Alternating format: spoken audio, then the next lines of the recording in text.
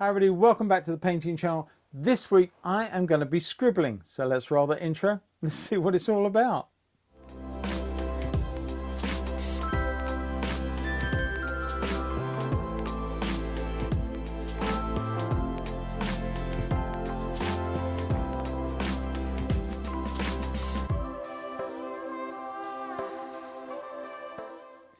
Hi everybody, welcome back. As I said right at the start, this week I am going to be scribbling. And what I mean by that is I'm sketching, but I'm scribbling. And lots of people in the past that I've seen do this sort of thing, use anything from ballpoint markers all the way through to inks. And I choose to use ink, waterproof ink, so that I can, if I want to add colour, I'm able to do that in the future. But quite simply by taking out something like a little moleskin book like this, a little sketchbook, and indeed a pen doesn't have to be one of these pens, it can be one of those fairly inexpensive marker pens, or if you really don't care, use a black Bic biro. It will do the same job. One little caveat to that, that Bic over time can bleed, so just be aware that that could alter. But a waterproof ink will allow you later on to go back in and add a little wash or two if you want to. And despite the fact that the moleskin book is not adept at taking too much watercolor, it will at least allow you to do a little wash. But the whole thing is that as a kid, and I'll tell you the story more during the film, but I used to scribble a lot in school when I was doing my homework, and it's never really left me. And I like the idea of creating these very, very fleeting and very, very suggestive forms, whether it be people, as this video is about, or whether it be trees. It doesn't matter what it is. But if you've got a little sketchbook or a way of making notes on paper, even if it's just an old notepad, then use it. And every time you make that mark, every time you create a mark, you're learning something. So that's what this is about. Also, I've got to say that recently I wanted just to have a fairly simple little demonstration for you this week, because I have been very, very busy creating full-length video tutorials for my brand new course that I'm developing. And that is a little plug, and it is going to be, all the details are in the show more tab underneath this video and other videos. But I have been creating a new course. It, I hope, will launch at the end of January, possibly the first week of February. And if you're interested, then join into the link and register your interest. You don't have to spend any money, and you don't have to buy it if you don't want to when it comes out, but at least you'll have the opportunity. And it also tells me of the numbers of people that are interested in it. And so how can you be interested if you don't know what it is?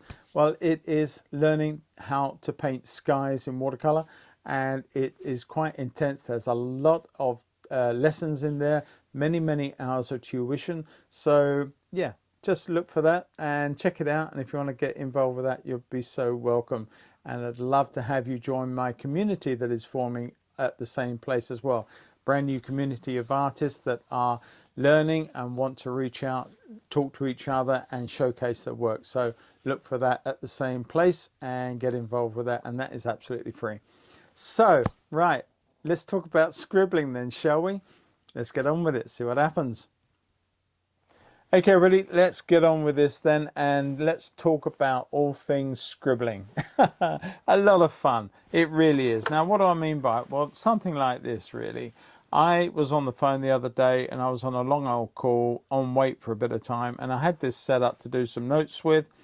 And while I was waiting, I just started doodling, just scribbling. And it's an amazing thing how you can do a few squiggles, a few marks on a piece of paper, and the brain just picks up on the idea, and you create figures, or you can create buildings or trees or anything you really want to do.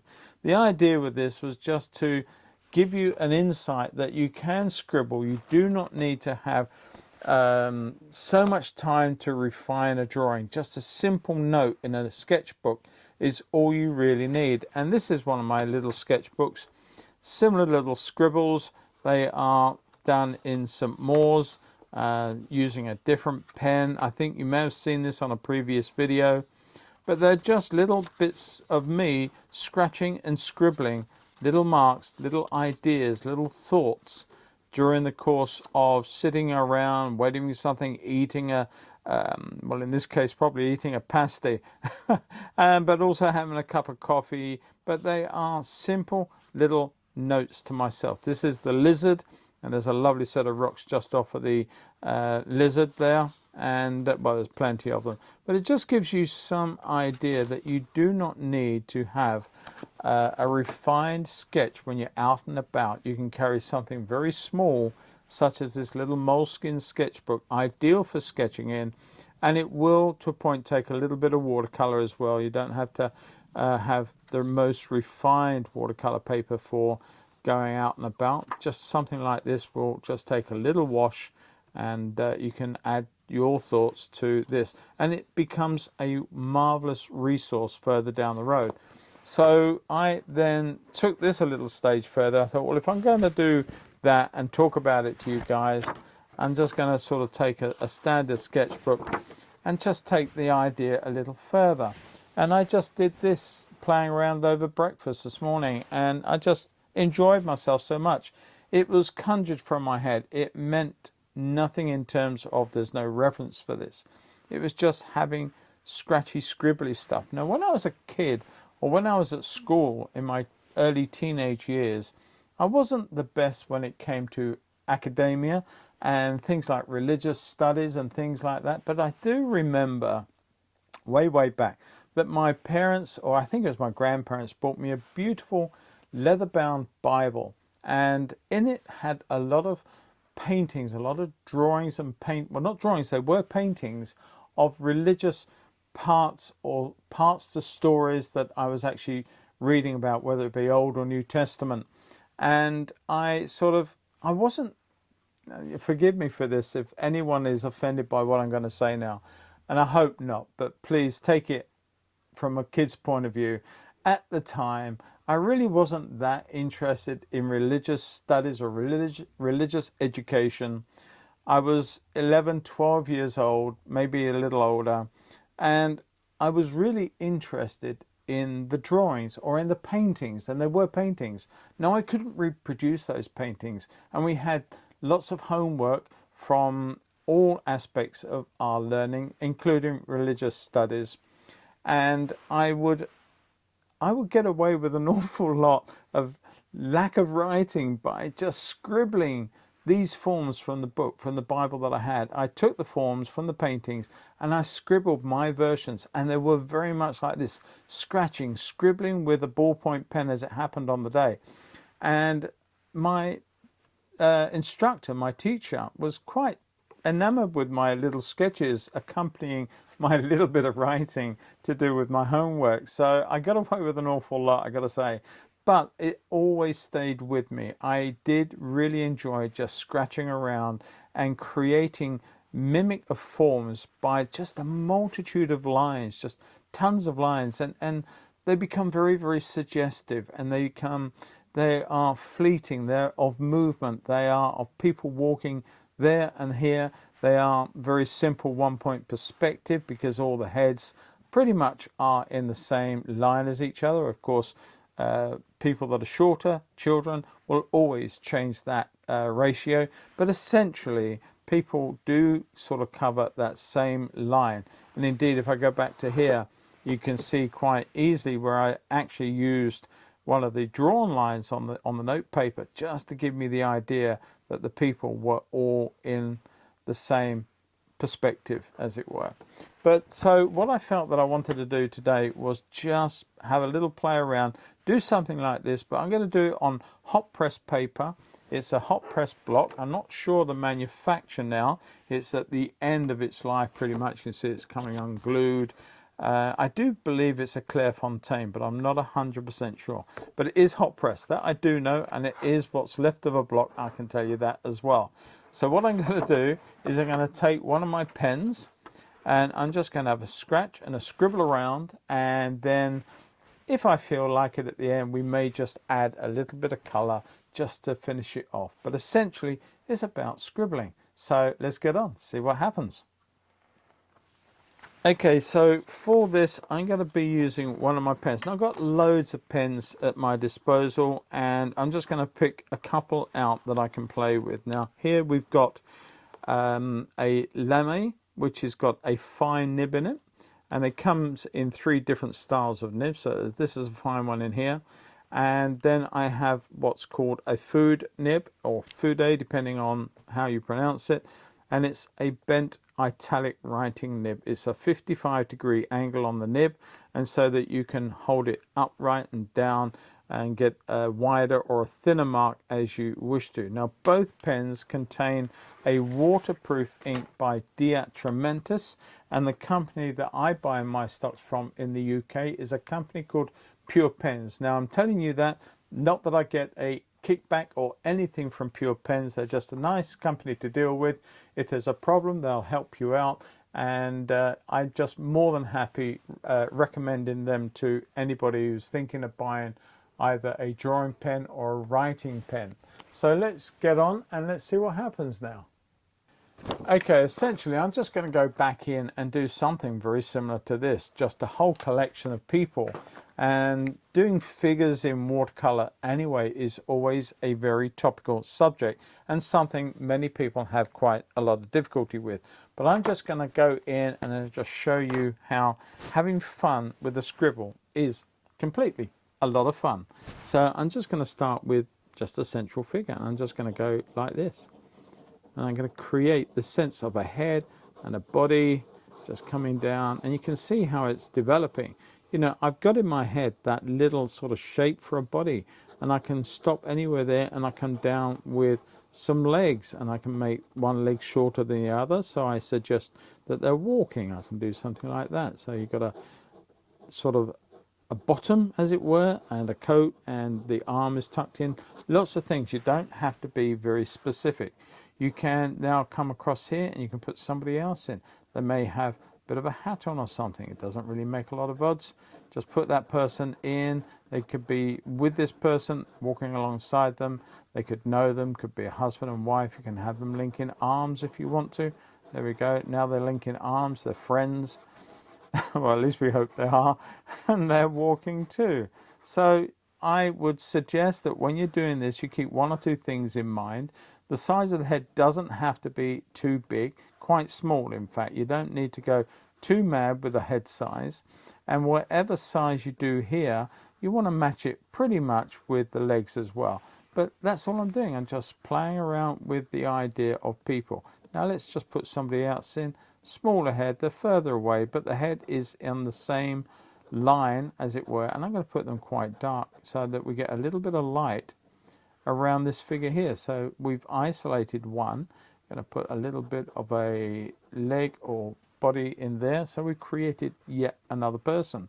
We can make this happen as many times as we want to. So as I say, there is no reference for this tutorial on my Patreon. By all means, don't let that stop you popping across there and taking a look at the Patreon. There are so many tiers on there. Well, there's a lot of tiers, but there's an awful lot more on offer in terms of what you're going to learn and what I can offer you in terms of tuition. Full-length videos, there's well over 200 of them now, and there's a great big back catalogue for you to enjoy. So yeah, well recommended. Take a look over there and see what you think. Again, I'm putting another figure in here. I'm actually going to put somebody with them. So they've got 2 figures in there now. And you can make as much or as little of any one of these as you want to. So hopefully it's starting to build into a small crowd of people. I'm going to put somebody over here. And I'm going to make them a little bigger, I think, and just literally scratching and scribbling. But your brain is looking at this and it's joining up all the dots. It sees a human form, it sees a figure. It doesn't necessarily have to be in great detail, but it does see a figure. Now this person could be maybe carrying some sort of bag. There you are. Now my figure's got a bag and it's walking this way. You can see the person is walking that way. Some of these figures can be walking one way or the other. It really doesn't matter at this point. We're just scratching, we're just scribbling in our shapes and our forms. I will, if I want to, I could put some reflections in if I needed to, or I can put a little bit of cast shadow in. That would be nice too. It just anchors our figures to the ground. So I'm going to come in, I'm going to put another person in front of this person, but very similar size to these. I'm just going to come in now and bring that person down so that they disappear. Dark pair of trousers, just to isolate from this person. We are right in the foreground, so we get that little bit of shape there, a little bit of dark in there. That works very, very nicely. And here we can start putting in a few more people, even smaller people, way off in front there. We get a little bit lighter, a little bit less detail maybe. Not that any of these have got a lot of detail, to be fair, but you're just pushing the boundary. We're giving them all very much the same head height, as it were. Maybe that can come up a little bit more, getting a little bit low down. Just give them a little bit more head and structure. And even right up there, a couple that are way out there, just little taps, little marks. Doesn't have to be too much. And I think you get the picture, you get the general idea that we're creating all these figures in our drawing. And all I've done is scribble. I've scribbled with intent. So let me just put that to you. I've scribbled with intent. In other words, I have an idea in my head when I start to scribble where I want the pen to go, the sort of marks that I want to make when I'm doing this. But it doesn't matter if anything is out of kit, is there or somewhere else. It is just a mark that I'm scratching around. But it is a very, very suggestive mark, as I said just now. And I can maybe, let's give this one an arm coming down this way, and sort of got a little, maybe a little dog, something here behind them or beside them. They're coming down. Actually, that's a very short dog. It's running that way because I haven't given them enough legs yet. So there we go. Let's bring that down and let's change it from a dog. Let's just make it a shopping trolley. There you go, shopping trolley now. So I think that looks more like a shopping trolley than it does a dog. Let's make that happen. And we're going to bring that up like that so that it does look at least a bit like a shopping trolley. So we are making all these wonderful marks, and we're starting to begin to tell a story or create a narrative with our drawing, because we're talking about a group of people that are traveling on a road or a street or something, and we are creating their story. We are creating their forms. We're putting their marks down permanently on a piece of paper so that we can envisage what they're doing and how they are depicted in our timeline, in our storyline. So I like to create a narrative, and that's what we've got going on here. Putting another person to fill up some of this gap in here. And we've got a big old crowd up there. I don't know, it must be late for a train or something. Don't mention trains. Not at the moment. It's a bit taboo, so I'm not going to get into that. I might cut that out, I don't know. But anyway, let's carry on. And I am just doing some more scribbling. I'm going to put a few small ones in here. And you can create lots of gestures with people. They don't have to be all walking to or from you. It doesn't really matter. Create lots of gestural movements, you know, what they're doing. Somebody could be on the sidewalk over here, and it could sort of be bent down looking for something on the side of the road. Let's just pretend we've got a bit of a sidewalk or pavement if you're in the UK, and just put that person on that sort of pavement there, and they're looking at something or looking for something. They could be talking to a little child like that. There's a little child there talking to its parent and holding hands with its parent, and you know, there you go. We've got another little part of our storytelling going on. And this is how I'm building up the whole of this picture. We can have much larger people. I just think that one will just anchor the whole of this. I don't really want to put a great big one here. No need for that. And I think we've probably pretty much done. So I'm just going to maybe add in a few perspective lines just to scratch in another pavement through there so that we've got some sort of situation where people are walking away. and they're sort of down a road. We can maybe, let's just put in a few definite little bits of shadow there, and let's have a directional piece of light coming through here with some of our figures. It hasn't taken very long to do this, to be fair, but I've enjoyed the process because I am creating and I'm practicing. Every time you actually put pen to paper or make any marks at all, then you are learning. You're creating something and you're learning from that process. Even if that really doesn't go as planned, if it doesn't happen the way you intended it to happen, that really doesn't make a lot of odds, because you have learned something in that process of that making. And so it really is important to not sell yourself short when it comes to anything at all. And that's whether you have a watercolor that goes right or wrong, if you are just doing a quick sketch that goes right or wrong, if you're doing something like this. It doesn't matter the outcome. What matters is the doing, and you are learning something every time. And I really tell all my students that, you know, it isn't progress, it isn't practice makes perfect, it's practice makes progress. Every time you do something like this on a piece of paper, you're creating, you're learning, you're looking. Let's just put in, I know this is sort of fairly classic, just put in a couple of sort of street scenes in here. Maybe let's try to put in a little light, give some of these figures a bit of context like that, put a street lamp in, and we can actually make more of that. We can put another one up in here that's a little bit further away, a little bit smaller. Now we've given another perspective line that these are walking into. We've got our building like that, and we're creating lots more from this whole thing. Just a few lines like this, we're creating a street. We can put in just a little scribble, very quick scribble, scribble, a little scribble of some windows in maybe the side of this one here, like that. And we've given a bit more scale to our people. We've given them a bit of ground to walk on. We've connected them to terra firma, to the earth. So we're making some context now that these figures have a right to be there. They're walking on something hard, something fixed to the earth. And we've made that happen just with a few marks of our pen. Let's just put in another light through the back there. There we go. Now, I've not put one in here. Do I want to? Yeah, why not? Let's just put one out there. Give that one. So we've got a little bit of extra information there. Okay.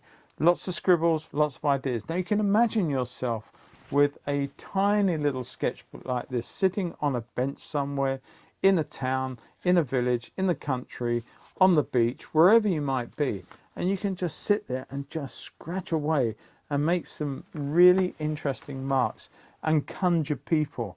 You don't have to be precise and like measure every part of the human figure to make sure that when you do it, it's exactly the right proportions. There are a whole heap of people here. It took me a few minutes to do, and they are just anything but detailed. They're just scratches and scribbles. And I hope that they make sense.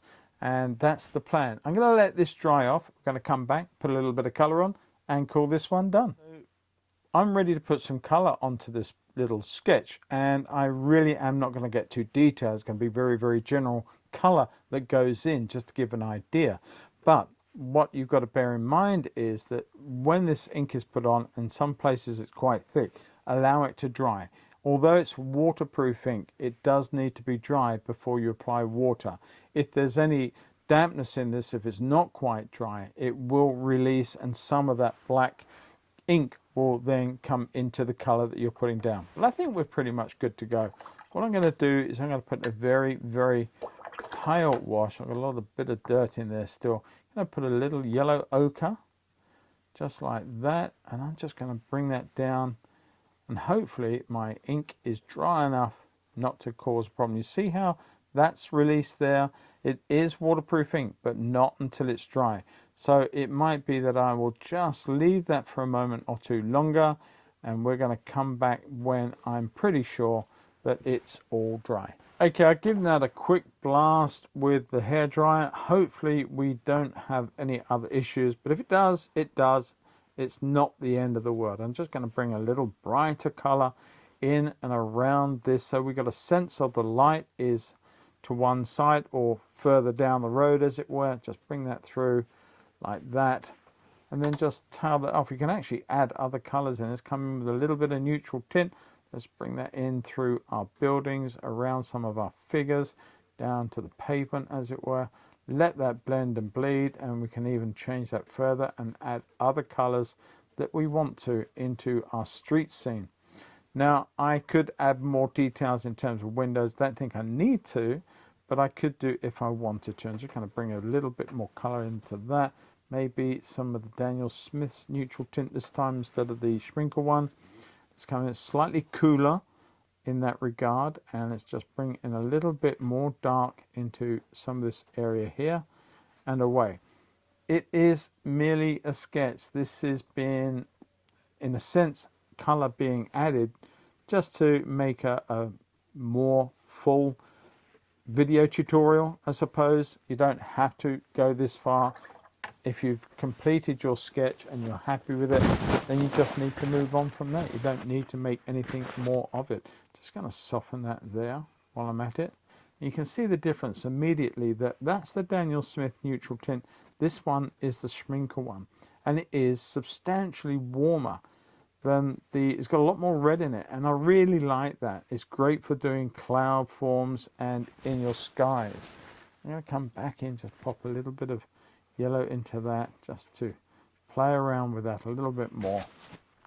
Okay, it's going to do what it wants to do, but I'm not too fussed about whatever that happens. I've got a nice sense of light from there coming out this way, so that's good. Now I'm going to put in a very quick neutral color. I'm going to use some Payne's Grey for this, but very, very weak. Not a lot of color in there at all. Lots of water. Simple wash down through here, down through the street here. I might actually just pop in some of that lovely yellow that we started off with in our picture. I'll take that all the way up through, and hopefully once this has dried out, it's not going to cause any horrible marks, and at the same time it just gives a nice backdrop, as it were, or foreground information to our little study. Hopefully that's all it needs. I'm going to just put in maybe a little bit more yellow to there in one or two places, and you can see how randomly I'm putting this paint on. I'm not really thinking too hard, and I don't think you do need to either. It's just a study and just having a little bit of fun. I like the idea of doing this with the lines at the foreground and leaving a little paper, because what's happening is we are suggesting movement up this way. We're herding our people along the road, and there's a sense of movement in our painting, in our work, and so much so that I'm actually going to deliberately increase that feeling by adding in a little bit more information like this, which suggests that maybe even that sun right up through the back there is glowing on our road surface. Could have been a bit wet, I don't know, but I'm not going to go into that part. There we go. We've got a nice sense there. We're going to let this dry up now, and then we're just going to come back and add a little bit of color to some of our figures and call it a day. Okay, I think that's pretty much dried off now, and what I'm going to do is just put a few simple marks in. The first brush that I did use on this was a large round brush. All my brushes for my watercolor these days are Rosemary and Company. They're the Red Dot series, so they are absolutely the closest mimic you can get to animal hair without being animal hair. And if you have an objection to using animal hair in your brushes, then pop on over to Rosemary and buy yourself a few of the Red Dot series. They really are tremendous, and she has worked very, very hard over the last few years to create filaments, artificial filaments as it were, that will mimic and hold water as almost as well as a sable of the same size without costing the earth. Okay, so enough of that. But if you do buy any on checkout, then just put my name in unbroken capitals under the affiliate link there when you put your order in, and I get a little thank you from Rosemary. But I promise you, I use these all the time. I would not promote them if I did not think they were a good brush. All right, enough of that sales pitch. Let's get on and let's come back in. I'm going to come in with a punchy red color, and I'm just going to look at some of my figures here, and I'm just going to put in just a few marks, just suggest, there we are, a nice red tunic or top, and maybe let's give this one a bit of a greenish color, a little bit violety green. There's a little bit of blue or red got in there from my brush, but that really doesn't make a lot of odds. There we are, we've got a nice color going on there. Very simple colors, we don't need to get too much going on with this. Now I'm going to put in, let's have a look at this one. I'm going to put in a little bit of yellow, a little bit of aureolin, which is a cool yellow. That's nice, that works very, very well.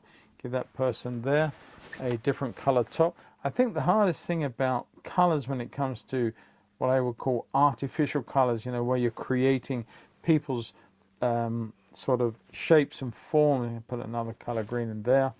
You know, when you're doing this, it's, oh, what color should I do this one? Oh, I've got too many green ones or too many red ones. Let's have a different color working. And all of a sudden, you're sort of making some awful decisions. But hey ho, it is what it is. This is merely a little bit of fun, a little bit of a sketch. Going to bring that person, giving that a lovely violet top. Obviously, coupled up with this person here, just going to give them a little bit of a joining their hands. And I'm going to come back in with this person. I forgot what color I've used there, but let's just put in a bit of blue there just to suggest that they are together. So, okay, so as figures go away from you, especially when there's a strong light source, they become more and more silhouette. So the amount of color that you actually do see from them becomes more and more narrow or limited. So I'm just going to put in a few darks down through here, and they become little bits of shape like that. Now, I don't want these figures to be too strong in color, because you do lose the reason for drawing them in the first place. The idea of sketching them this way is as a bit of a broad note of what's going on, you know. So you don't want to lose all those lovely pen scratches, those marks that you've created, because you put in colors that are so dense and so heavy that you've lost the essence of your drawing. So they're merely just little shades of color back there and up there and away from you. Don't go too many, don't need to. Oh, that's a little too strong, having just said that. So I can lift that out. It's not a problem. There we go. Just get rid of that person and give this person a bit of color there. And even way up in here, you can start putting in just a few more taps of people way off there in the distance. Lots more people walking around up there. More than I can draw the bodies for. So I'm just going to put a couple in there, maybe. A little bit more darker, just to give that person a little bit more form there. Now, as regards the people here, some of their faces, let's come in with a little bit of red and a little bit of raw sienna. So I'm going to take that off. I want to make quite a weak sort of warm mix. And I'm going to give a couple, like here, they're walking towards us. So there's a couple of figures there with the faces, maybe one or two. Maybe a child there, for instance, and somebody there, and maybe that person there, and the rest could be walking away from us. So coming in with a bit of neutral tint just to give ourselves a little bit of form, like some of that, maybe a little bit of hair, whatever you want to. Really, it's just your decision, because essentially we have just created a whole picture from next to nothing, just from a few scribbles. All right, last color going in on somebody to this side, which I've forgotten. Put a little bit of blue in. Now you can take this a stage further if you want to. Once this is dry, you can actually go in with some shadow details on your figures if you want to take it that far. I really don't want to do that. I'm more than happy with the picture as it is. I'm going to come in with a bit of orange. Just want to come in with a few sort of dark marks here, quite soft. Nice orange trousers, maybe the same. They're matching, they're out together. Right, so A little bit too much there, not a problem. Just bring that through like that. There you go. Maybe this one's gone a little bit cooler, a little bit bluer. There we go. I don't know what that is. It was meant to be them, but we're not them now. Okay, there's our shopping trolley, and that's all I'm going to put in for that. Now, I'm going to use a very simple violety blue colour, very weak in its wash, because I don't need to make a huge statement. But I'm just going to come off like this and just create the sense that there is light up through there. Now, I've got it coming from there because I'm putting the light just slightly over. In theory, I suppose if you want to be absolutely 100% with this, that you should have the light coming this way a little bit more. But because I hadn't decided to do that at the time, and because it had already been sketched in, then I sort of committed myself to doing it in the way that I've done it here. But there you go. I think we've got a very simple painting, which never set out with the idea of being a painting. It merely set out to become a scribble that you could then take home from a sketchbook, enjoy in its own right, has its own life, own energy. But then you can take that on, and if you've got photographs, if you've done sketches from life and you've got photographs to back it up, you can use all of that to create a painting of this with that much more detail in, should you feel the need to do so. But I think as a little sketch, a little bit of fun, a little bit of urban sketching, if you want to put that big, broad label to it, then by all means, it's not a problem. It is what it is. I've had a lot of fun doing it, and I'm sure you guys will have a lot of fun with it too. And especially if you just take a simple pen, even one of the little mechanical type pens that you can buy, the cheap ones, the ones that you throw away with a steel nib once they're finished, and a little sketchbook like this that costs just a few pounds, nothing more.